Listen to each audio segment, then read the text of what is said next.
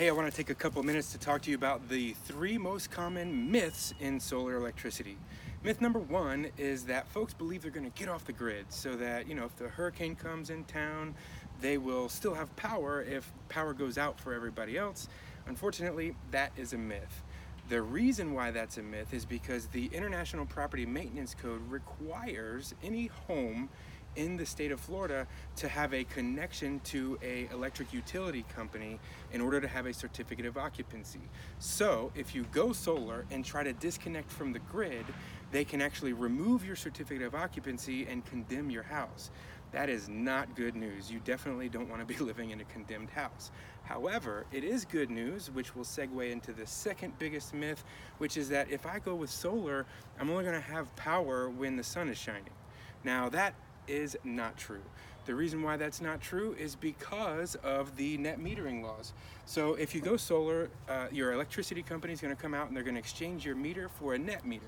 And what the net meter does is during the day when you're producing more electricity than you're using, this thing's going to go backwards. Now they're digital, so the motion's just there for your benefit, but it's going to go backwards while you're producing more than you're using. And then at night when you need electricity, you're going to pull that from the grid and it's going to go forward. And then at the end of the month, you're only going to pay for the net difference. That's hence the reason net metering. So you only pay for what you use from the utility company, which hopefully, if the system's sized right, is just the minimum interconnection fee, which is right around 15 bucks. And that is a great segue into the third myth of solar, and that is that it's just too expensive. Now, if you had to buy batteries to store the power that you're creating during the day, I'll agree. It's probably going to be too expensive to make sense out of it.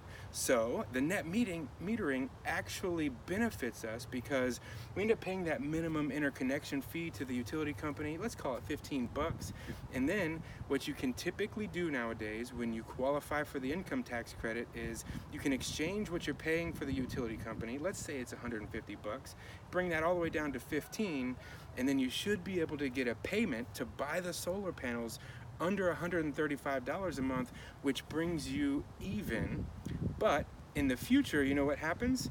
Inflation happens. The cost of electricity has done nothing but go up.